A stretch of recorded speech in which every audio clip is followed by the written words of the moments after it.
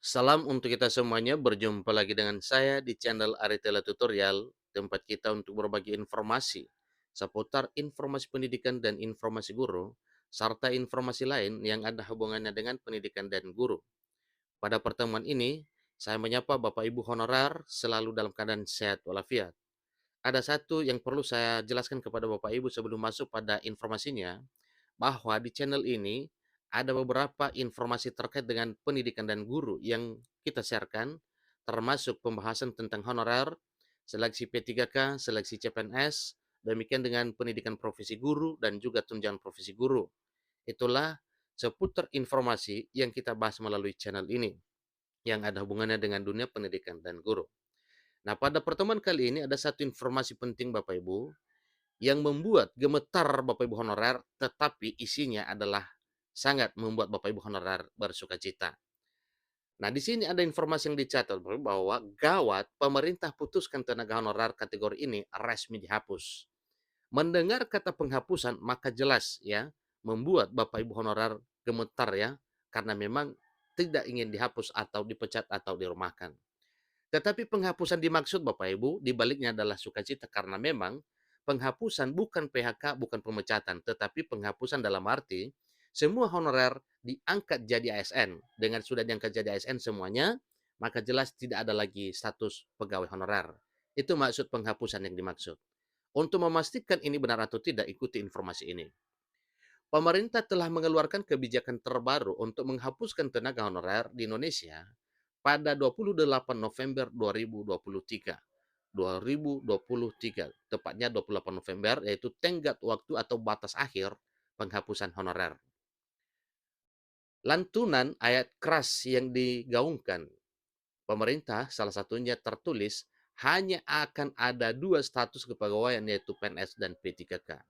Berarti dengan demikian sudah tidak ada lagi nanti honorer setelah 28 November 2023 tahun ini. Imbas dari bahasa isyarat tersebut juga melanda 7 kategori tenaga honorer yang dipastikan akan terkena dampaknya dan di blacklist oleh BKN. Sekali lagi Bapak Ibu jangan khawatir dengan istilah blacklist. Meski banyak yang menilai kebijakan ini merugikan tenaga honorer yang sudah bekerja dengan baik dan loyal pada negara, pemerintah tetap mempertahankan keputusan ini. Kategori tenaga honorer nomor 4 yang telah bekerja selama 1 tahun perlu dipertimbangkan agar mereka tidak kehilangan pekerjaan. Nah, kalau sebelumnya Bapak Ibu, ini honorer yang masa kerjanya 1 tahun itu cemas karena memang tidak termasuk perhitungan dalam pengcoveran pengangkatan honorer, tapi di sini dikatakan bahwa pemerintah tetap bijaksana supaya honorer yang masa kerjanya kurang atau sampai dengan 1 tahun itu tidak akan kehilangan. Tidak hanya itu saja, tenaga honorer juga tidak memiliki ijazah, juga memerlukan program pendidikan dan pelatihan untuk meningkatkan kompetensi mereka agar dapat bersaing dengan para pelamar kerja yang lainnya. Kemudian, pemerintah sendiri menawarkan solusi dengan mekanisme outsourcing atau alih daya untuk tetap memberikan kesempatan bagi tenaga honorer untuk bekerja di instansi pemerintah. Pemerintah sendiri menawarkan solusi yang mana solusi itu adalah mekanisme outsourcing atau tenaga alih daya. Kemudian, program outsourcing dan alih daya ini masih menuai pro dan kontra karena memang tidak banyak yang memahami kira-kira apa dan bagaimana mekanisme pekerjaan pada outsourcing. Beberapa pihak menilai bahwa program ini hanya akan memperpanjang masa depan yang tidak pasti bagi tenaga honorer. Sementara yang lain berpendapat bahwa program ini dapat memberikan kesempatan yang lebih baik bagi tenaga honorer untuk bekerja di pemerintahan. Kesejahteraan honorer yang akan dihapuskan juga perlu diperhatikan. Mereka perlu diberikan jaminan sosial dan pelatihan keterampilan agar dapat meningkatkan kualitas hidup para honorer sendiri. Nah, di sini diteruskan bahwa selain itu dampak penghapusan tenaga honorer perlu diperhatikan terhadap sektor-sektor tertentu seperti pendidikan dan kesehatan. Karena memang mayoritas tenaga kesehatan dan pendidikan adalah tenaga honorer. Meskipun ada solusi alternatif seperti outsourcing, penghapusan tenaga honorer masih menimbulkan banyak pro dan kontra di masyarakat.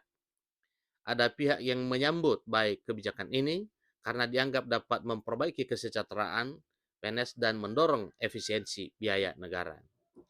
Namun ada juga yang menentang kebijakan tersebut karena merugikan tenaga honorer yang belum memiliki kesempatan untuk menjadi pegawai negeri sipil. Untuk mengatasi persoalan ini, pemerintah tentunya perlu memperhatikan ketersediaan sumber daya manusia. Tentunya SDM yang diharapkan adalah sumber daya manusia yang memadai dan memastikan bahwa pelayanan publik tetap berjalan dengan efektif, tetap berjalan dengan baik sebagaimana yang diharapkan. Selain itu, perlu juga upaya untuk memfasilitasi peluang kerja bagi tenaga honorer yang diprediksi terkena dampak penghapusan honorer, seperti melalui pelatihan atau program peningkatan keterampilan. Hal ini penting dilakukan untuk menghindari terjadinya pengangguran dan kemiskinan yang dapat berdampak buruk pada kondisi sosial dan ekonomi masyarakat. Pemerintah perlu memperkuat mekanisme seleksi dan rekrutmen PNS sehingga proses pengangkatan menjadi lebih transparan dan lebih adil. Nah, hal ini dapat membantu menyelesaikan masalah yang ada saat ini dan membantu pengurangan ketidakpastian bagi calon PNS dan memperbaiki kualitas pelayanan publik di Indonesia.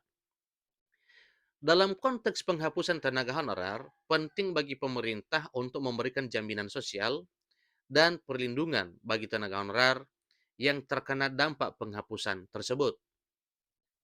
Mereka dalam arti honorer perlu diberikan akses untuk mendapatkan pekerjaan yang lebih baik dan layak melalui program pelatihan dan peningkatan keterampilan.